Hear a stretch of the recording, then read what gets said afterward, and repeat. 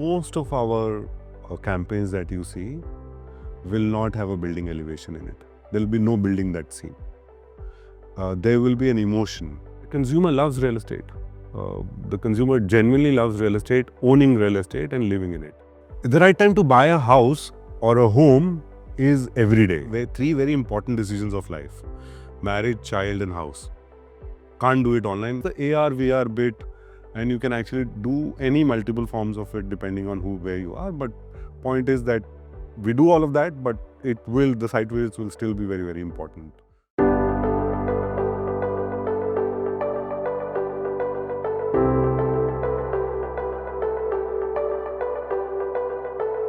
Hello, this is Saras and welcome to the HT Brand Leadership Series, a series of one-on-one interactions with top brands and marketing leaders who share their industry insights and strategies that have helped shape their stories. This series, hosted by Hindustan Times, offers a behind-the-scenes look at how leaders adjust their strategies for changing consumer behavior while leveraging media channels that improve customer relationships. Today, we are joined by Mohit Arora, CEO of ATS HomeKraft, the mid-income housing arm of the ATS Group, one of India's most trusted names in real estate. An industry veteran, Mohit has been instrumental in ATS's metric rise, known for developing homes that blend design, quality and livability. Under his leadership, ATS HomeKraft has emerged as a distinct brand that aims to make aspirational housing accessible to the growing middle class. Welcome to the show, Mohit. Thank you, Saras. Thank you. Pleasure to be here.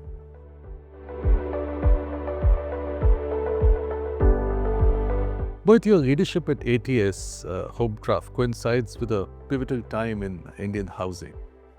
What was the core vision behind launching HomeKraft, and how does it differ from the legacy ATS brand? Sure. I think Saras, I think every time in the housing market has been pivotal. There is no one time that one can define was less or more. I think this as an industry is evolving, the homes are getting better, developers are getting better, the consumer is getting more demanding. The government is getting more active on how to regulate this, how to make it better for everyone. HomeKraft as such, as a take is, we started HomeKraft in 2017-18. The idea was to do mid-income housing for the consumer of NCR who was looking to buy something as his first home. The dearth of getting quality first homes is what prompted it. There were a lot of people, and in fact, there are a lot of people who actually focus and say, okay, I'm going to do a 4-bedroom or I'm going to do a luxury. But there was no one focused guy in NCR market who was saying, okay, I'll do a mid-income housing product, or I'll do a product which serves the first home buyer as such. So that was the whole point of how we started it. So giving the customer the ATS experience early in life, a 25, 27-year-old person being able to buy an ATS home at that time was about HomeKraft. That said, nothing else was different. The brand ethos are the same. People running the show in the sense of which architects, who's designing it, who's running it, who's the owner remains the same. So that didn't change. So is size the only differentiator, or is there anything else as well? So technically, yes. If, like I said, between a small car of the same company and a big car of the same company, which is a very standard car, let's talk maybe a Mercedes for example, usually size is the only variant. The seat covers remains the same, the engine performance remains the same, the dashboard remains the same. So size possibly is the only difference that was there at that point in time. Luckily, what we've done of late is we've rebranded ourselves as ATS HomeKraft. So what's going to happen now is we thought that the market is, of course, changing forever. That was a need at that point in time. And now that both brands are kind of very well known in the market, why not just combine them? So we now call this brand as ATS HomeKraft. So any future housing project of ATS or HomeKraft that kind of comes up will be under the ATS HomeKraft brand name. So there is no change as such. And will you continue to have smaller sizes, more Yes, affordable for the consumers as well? In fact, one of our recent launches, which was in Gurgaon, had an 1800 square feet 3 bedroom. Three and a half bedroom. So, that kind of remains the key. We always want, depending on the market, to target the first time home buyers. I think that remains the key. And what about the amenities? Do they change with size? No, clubhouse, absolutely no. Absolutely no. In fact, you would be surprised. The more people I want to fit in, the smaller apartments you do, then you fit in more people, right? In the same house, possibly if 3 or 4 people are living, even if you do 600 apartments versus 1000 slightly smaller apartments, there are more people. So once you have more people, the density goes up. You can't reduce any amenity size. In fact, you have to start giving bigger.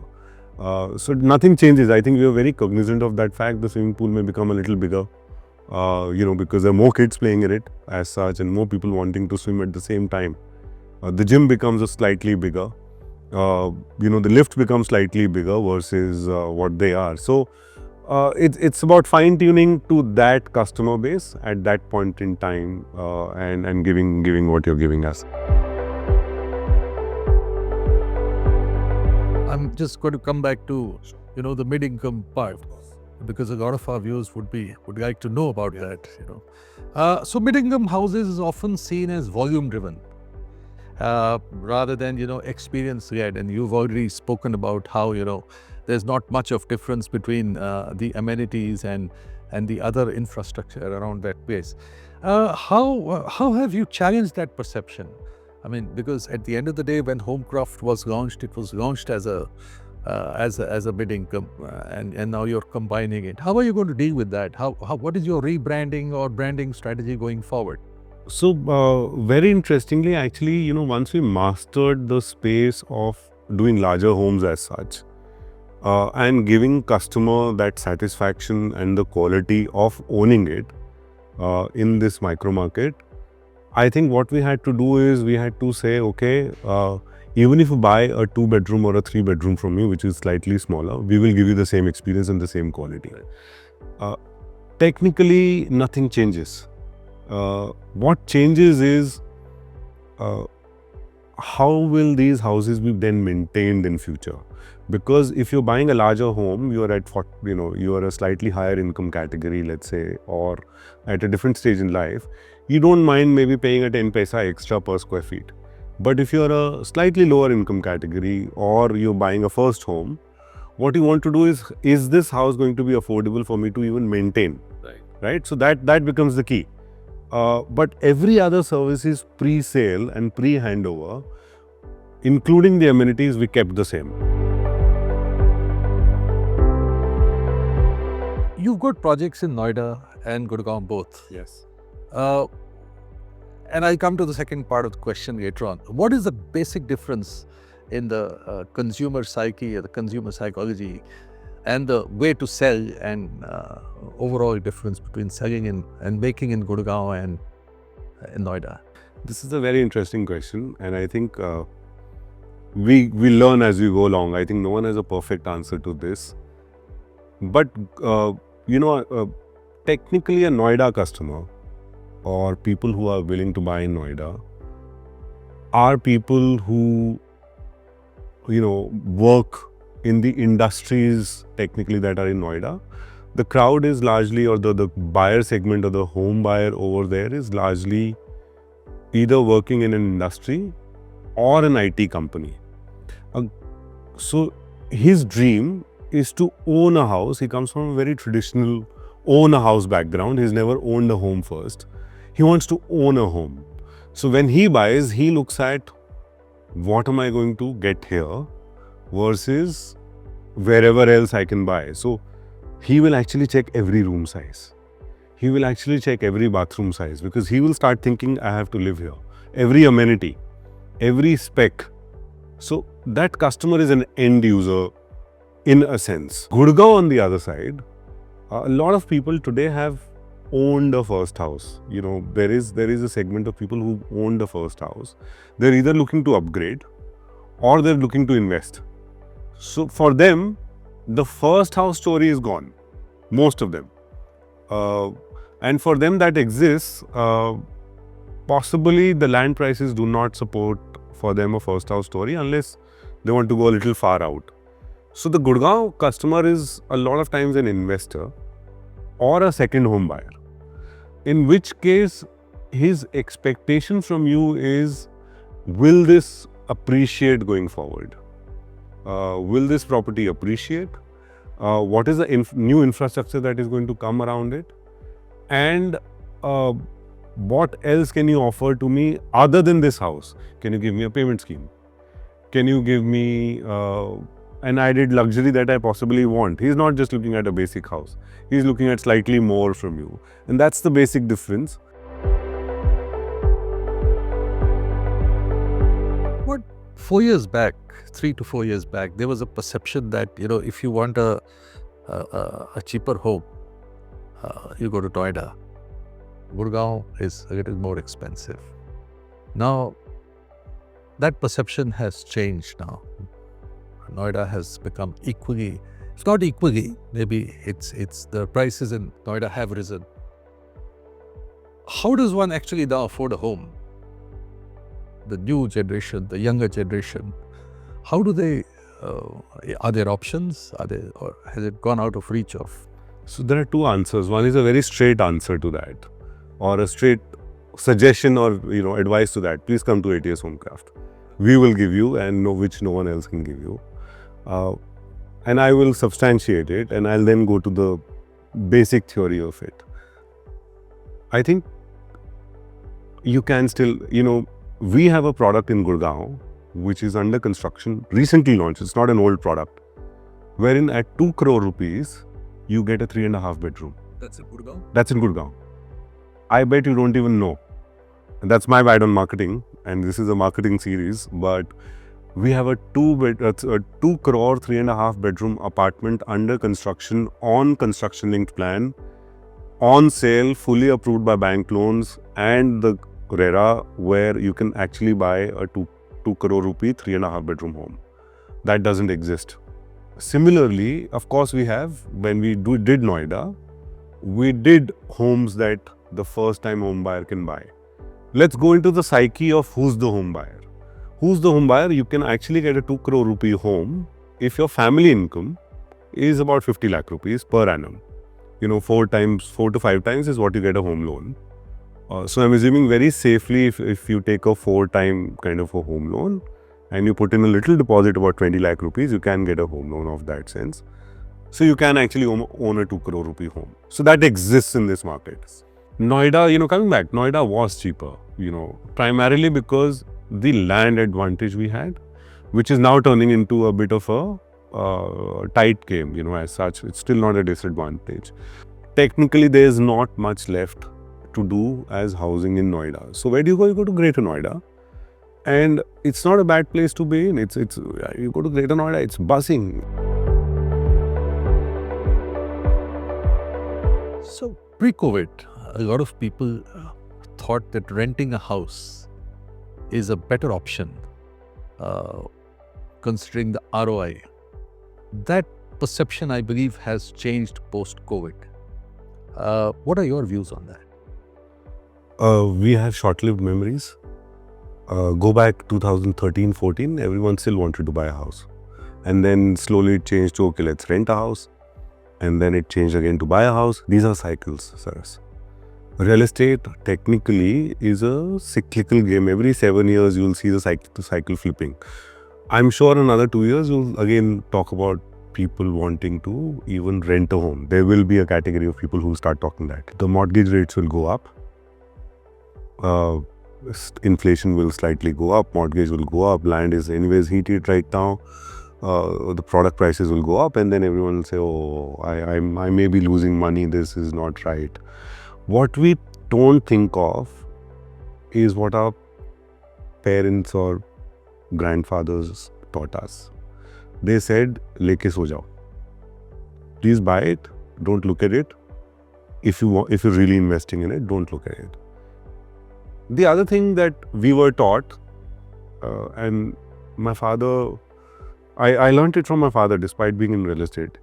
He buys and he waits. He's not looking at it tomorrow, day after. What we've got into a habit because of information that is available across internet and the calls that we get.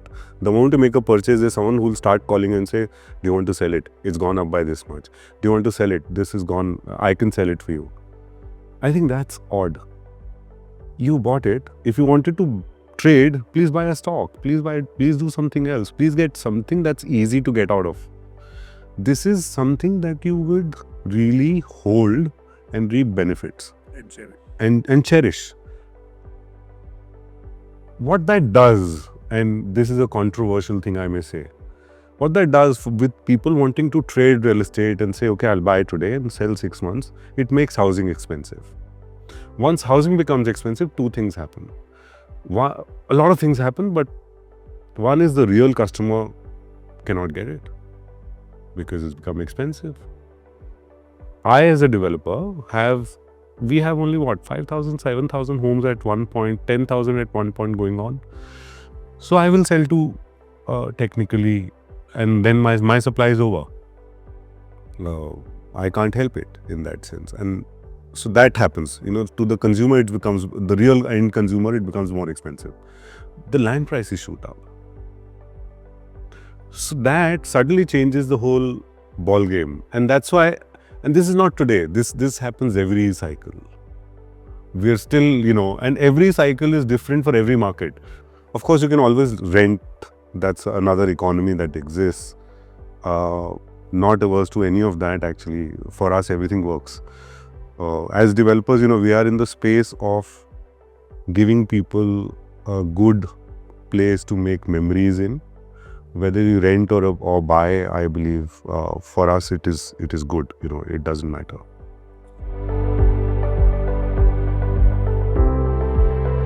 Coming back to you and your leadership style, Mohit, what are the key principles that guide your leadership style, especially in an industry that is so trust driven and high stakes industry? So what is your leadership style in this industry?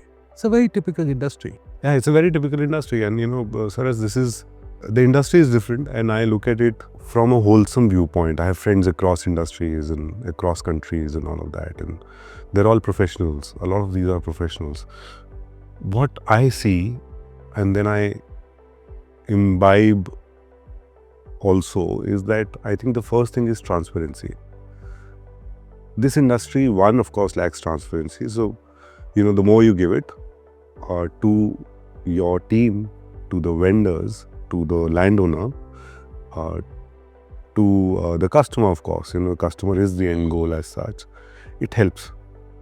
So, I think I've remained core to that, that please give, please be transparent. If you can't do this tomorrow, please tell today. Or if something has gone wrong, please tell, please inform, don't hide it as such. The second thing I think I do very actively, and I think I believe in it, is showing up every day. I think most of us sometimes want to be perfect, and if you're not feeling perfect, we don't show up.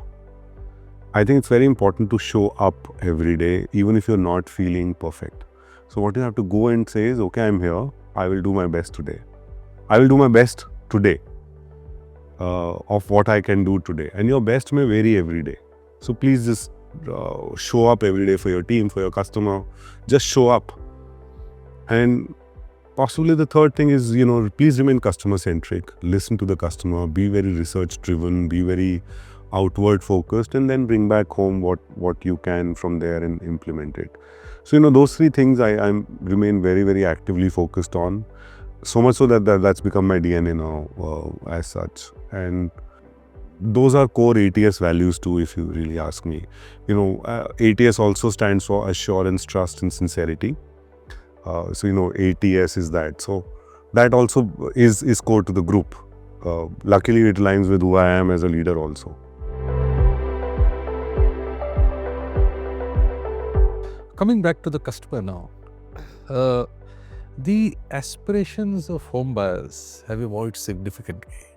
How do you decode these changing needs and while planning your projects? And how do you match them to their aspirations? How do you know what do the customers want? Again, very interesting question. And why I say that, Saras, is that sometimes, and I've seen this at a lot of places, people are building to please themselves and not the customer, right?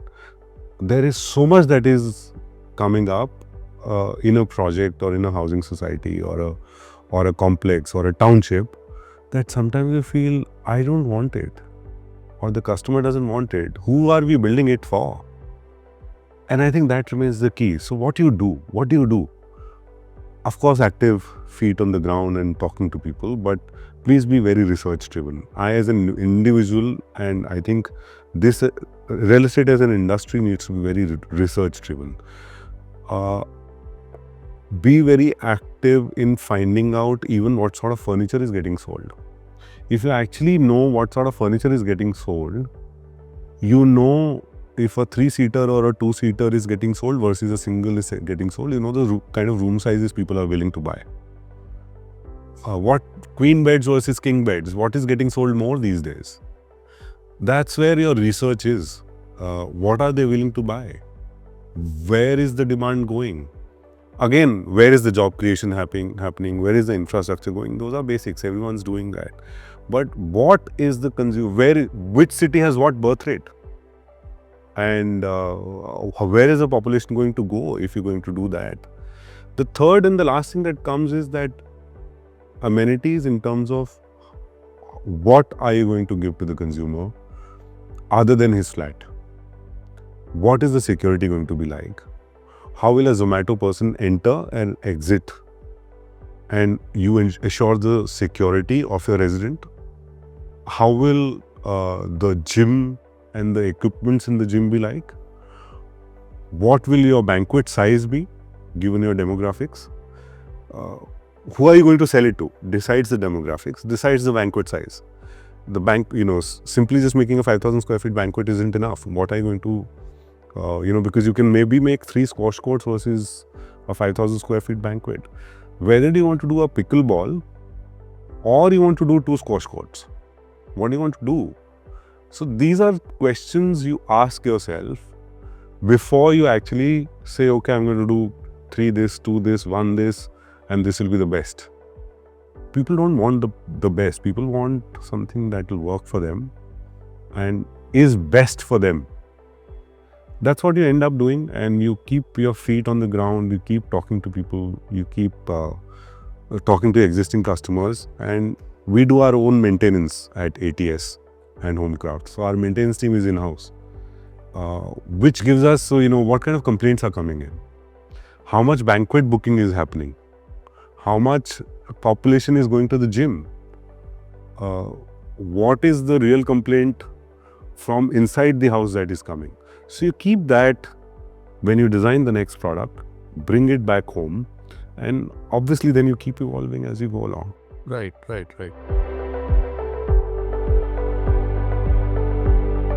So there is no, discussion complete unless you discuss about millennials. Millennials is a very powerful spending community these days. They have, their demand for housing is also rising, and we discussed that post-COVID, and of course, at least for now, it is rising. How do you address this segment? What do millennials want is my question, and how does ATS HomeKraft, and of course now ATS as well, how do they address their needs? So very simple things that you do. After what we saw in COVID, everyone came out and said, I need a separate room for work from home. 2018-19, we had launched a product which had that room. So it was a 3.5 bedroom. That half bedroom actually had even a little bathroom attached to it. So, and it was the first room as you entered your house. And that's a standard ATS HomeKraft product. Very affordable, the 2 crore house in Gurgaon. and of course, different price ranges in Noida, Ghaziabad now. This existed before people wanted it. Because what's happening, where is this, whether you call it millennials, Gen Z, there's this need for privacy. I think once you address this house part, every house had automation before COVID. So you can actually switch on, switch off lights, turn on AC with your phone. Every house that we offered at HomeKraft starting 2018 had automation built in.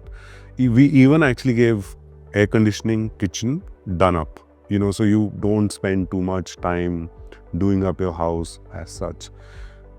Other than this, what changes is amenities change. A work, in every clubhouse, there's a work from home area. There's a cafe which works like a work from home area. So you actually, instead of sitting at Starbucks, you please go and work there. In your own clubhouse. In your own clubhouse. And this is the mid-income housing. This is not luxury housing, mind you. And now every project has it. This is that. We are now focusing on a lot of health initiatives, because that, to me and to everyone who's now evolving as such, is becoming very important. After COVID, that's become a very important thing. We don't know why people are getting heart attacks, but no one wants to get it. I mean, people want to be healthy. Everyone's exercising. Everyone's looking at their health very as a very important factor. So the gyms are getting very well designed. We actually hire a guy who is an expert in designing gyms. Now let's come out of Gurgaon and Noida. Tier 2 and 3 cities are also becoming major real estate hotspots. How is ATS addressing these markets, and how are they different from the metro locations? Various ways, and I'm sure you and I know. The metro guy is a busy guy or a busy family. They have so many things to do, and for them a functional home matters the most. Easy to get in, get out of, easier to maintain, and I have so much time, just give me the most nonsense experience, no nonsense experience you can give me. A tier 2, tier 3 guy has enough land to actually make his own house. They don't need a developer to come in and do it for them. What they need when a developer comes in is a very high aspiration value. What they want is that if I go with a branded developer, what are the amenities I'm going to get, and what are the extra services I'm going to get? They can do up their home still, that is immaterial. So when you go to these places, actually, you focus on what additional are you going to add to their life. And these things actually are more important than what's inside the house for them. It could be sustainability. It could be a great restaurant that you do. It could be, of course, the common amenities don't exist in terms of the clubhouses of the world don't exist. Tier 3 city, for example, in olden days when we grew up, had only 1 or 2 large gymkhana clubs, or something else that existed. There was no concept of clubhouse, and that still remains as such. So you give them a great clubhouse, you give them a great living experience. But on top of that, what do they want? They want huge focus on community experience, because they're so together always. You have to get into them and say, what are you going to do for a community? How can they assemble together every day and still feel like I'm in this city and I'm very close to my roots, but of course my living experience is upgraded. So you do amenities like that, you do programs like that, you start engaging with them. You don't disturb the sensibilities. If the city is very traditional, please build a space which is focused on dandiya. Please do, in that sense. There is no need possibly to do a very large, maybe an aerobic center as such. Rather, you please focus and make a very large center where people can come together and host a religious function as such.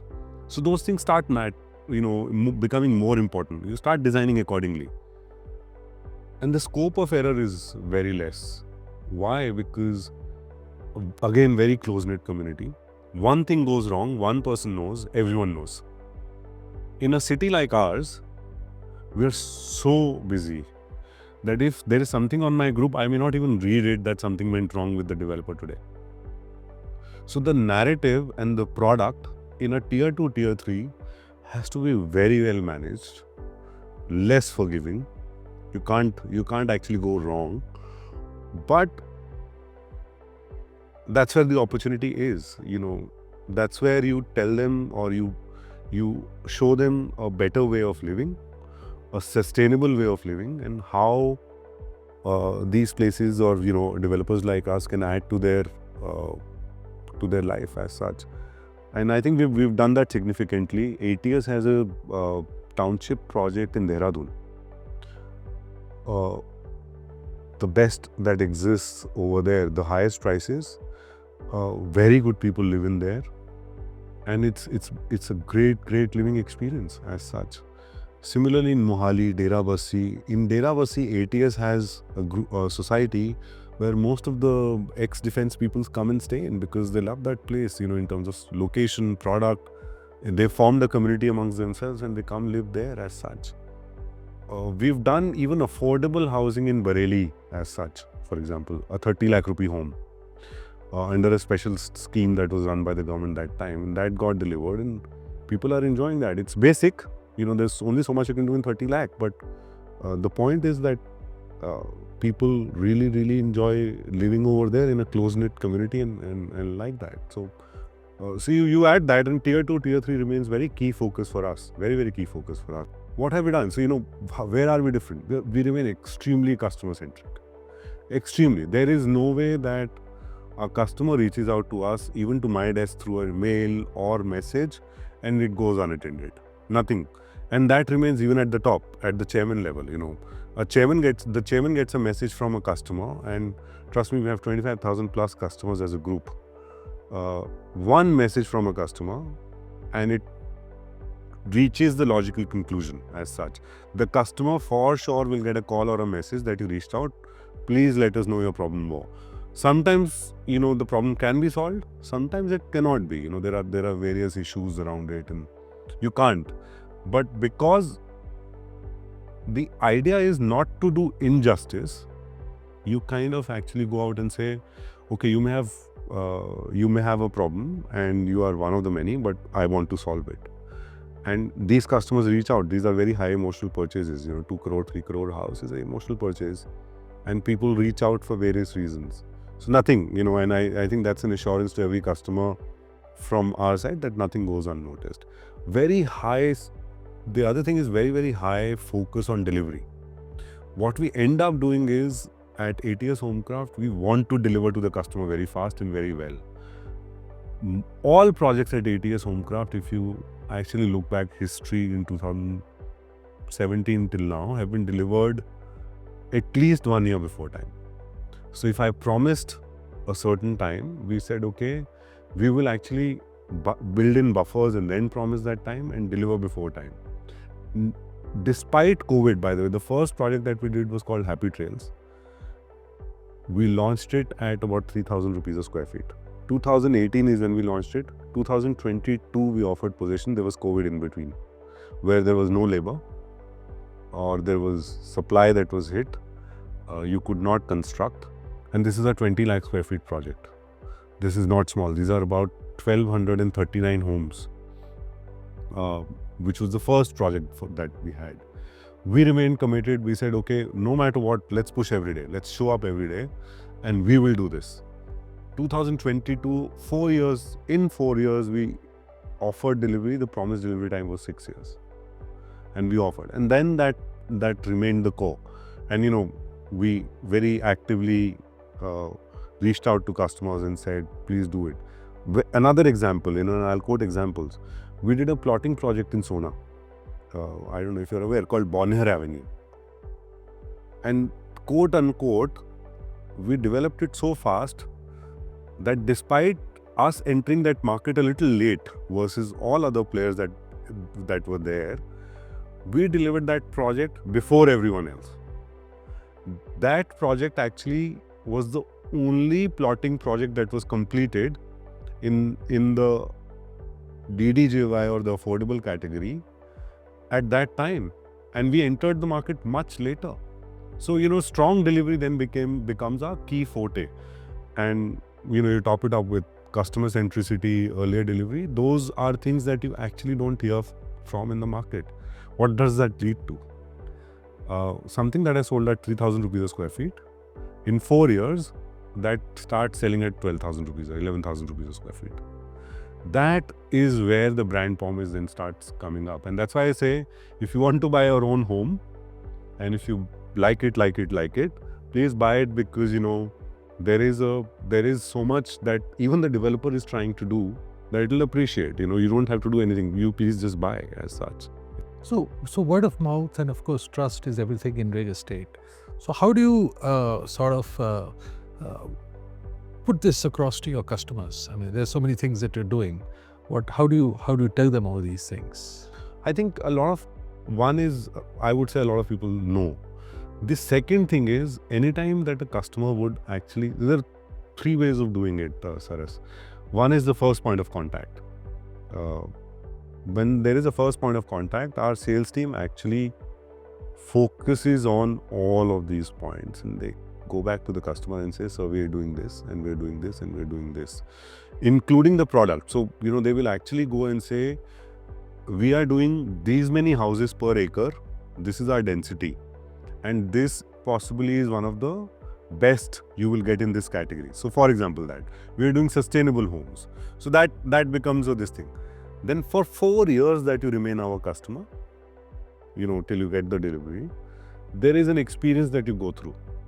The construction updates, for example, they go out monthly. You don't have to ask, where is my construction, what tower, when will it get completed. There is an active construction update that will go out to every customer every month. You don't have to ask for it. You are my customer, I am sending it to you, it is my duty. I am sending it to you.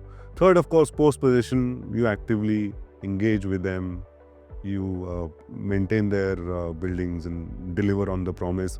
And sometimes you miss certain things, something has gone wrong because, again, multiple projects, one small thing can go wrong. While you're maintaining that building, you go correct it.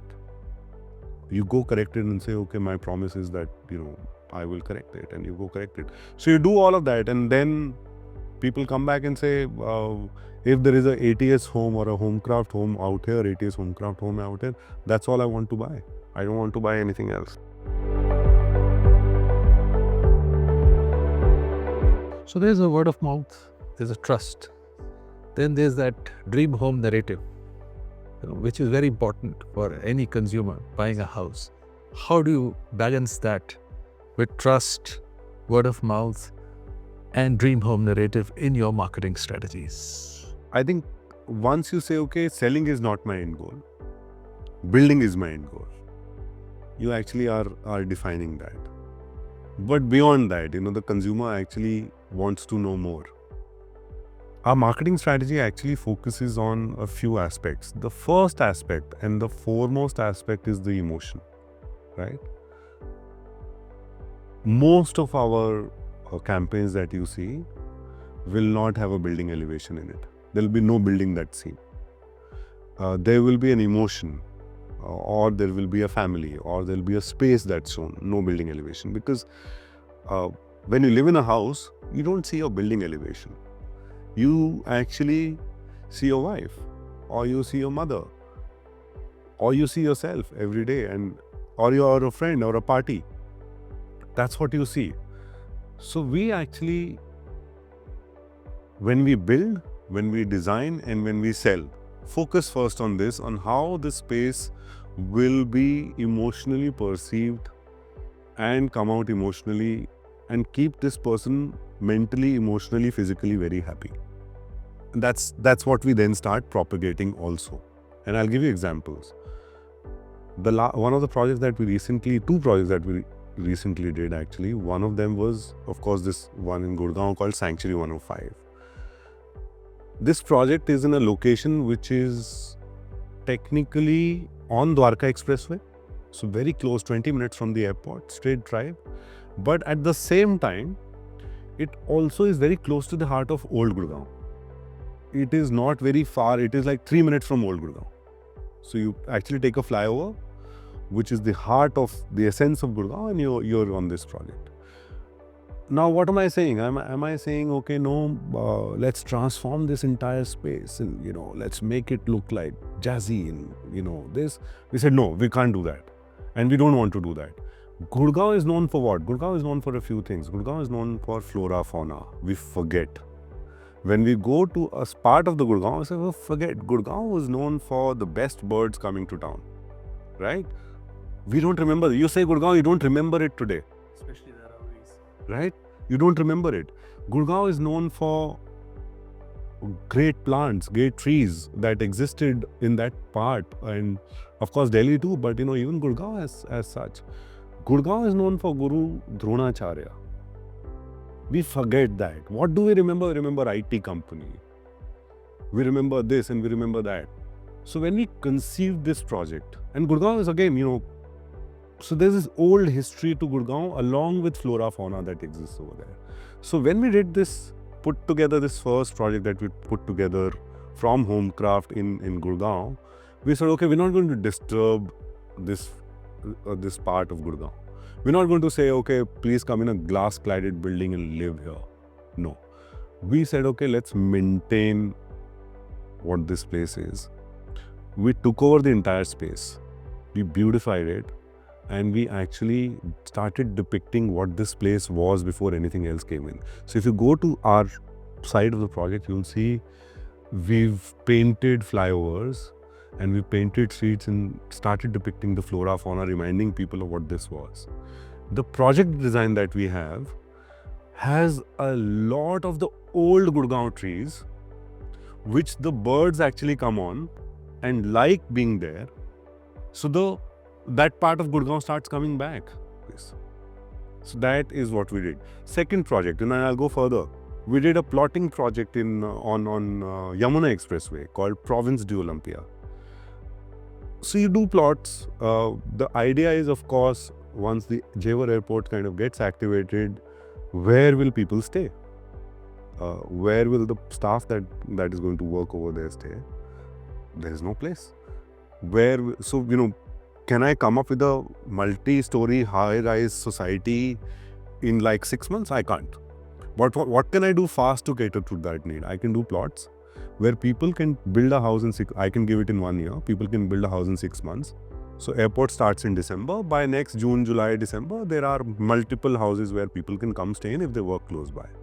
Additionally, if someone lives in Agra or if someone lives in any other part of UP or India and he wants to have a piece of NCR, this is his, because the airport is also coming close by. Now we did this, but alongside that, we did one more thing: 1.5 lakh square feet of clubhouse in this township. With the plot, 1.5 lakh square feet of clubhouse, state of the art. Because if you are living here now, where do you go to enjoy? Where do you go for your health? So we did that 1.5 lakh square feet of clubhouse as a design, which has 12,000 square feet of gymnasium and health, and 2 banquets of 500 people capacity each. So actually, even if you, of course, want to host a wedding, you can do it there. But even people from the airport or, the business community wants to do something, there are banquets available, there are restaurants available in that clubhouse. There are rooms available in that clubhouse. So you actually start thinking, who am I building for? What am I trying to do here? And that's what you start focusing on. So you touch the emotional aspect. So this is my emotional aspect, and I'm not done. And then you back it up with data, which is the practical aspect. The practical aspect is that, Gurgaon is going to go up. Dwarka Express is going to go up. That's the data. There is an appreciation on the card. Can you get per square foot pricing which is better than this? The answer is no. Can you get a product which is better than this? The answer is no. Similarly on Javer, can you get something that exists at this price? No. Will this go up when the airport goes up? Yes. So you start balancing that, the emotional need with this money-making practical need of the customer, which is objective, the feminine energy and the male energy. And you combine it, and that's what a home is. You combine energies, and you can't otherwise make a home. So our campaigns actually focus first on this emotional aspect, and that is when you and most purchases are emotional purchases, including a house. And then you back it up and say, by the way, this also makes practical sense. And that's the campaign. And plus also. the word of mouth. And word of mouth, yeah. There's a lot of there's word of mouth, there's media, there's digital, there's influencers, there's loyal customers, there are these investors who've made money. So all of that actually then you utilize and say what works where best. There's maths to it also. So, you kind of do that, but you do that through traditional means, which is you go to a newsprint, because that customer reads a newsprint very strongly. That customer relies on a channel partner and word of mouth very strongly. So there you use loyal customer word of mouth, channel partner word of mouth, print, but not so much digital, because that customer is not doing a lot of digital. Well, we've spoken about a lot of things, real estate. Let's come back to you. If you were not building homes, which other industry would you be thriving in? What would you be doing? I think this question gives me a little bit of goosebumps, because I go back to my childhood. I always wanted to go to NASA and build either a spaceship or another planet for us to live on. So if I was actually not building it here, I'm sure I would have been building a planet for us to kind of live on. That is what I would have done. And I'm a very research, detail-oriented guy, so it kind of suited me at that point in time. But for all the practical purposes, I thought, okay, let's build homes here versus building it on another planet for now. Yeah. Mohit, it's been a wonderful discussion with you. Thank you very much for your time and insight. Thank you, Saras. This was wonderful. Thank you so much. Yeah. Thank you. Thank you, Mohit. Thank you very much for your time and insights. Your vision for ATS HomeKraft not only reflects your commitment to quality and affordability, but also highlights how real estate brands can be built on transparency, trust, and a deep understanding of consumer aspirations. Stay tuned for more such enriching conversations on the HT Brand Leadership Series, where we continue to explore how India's most respected leaders are shaping the brands of tomorrow.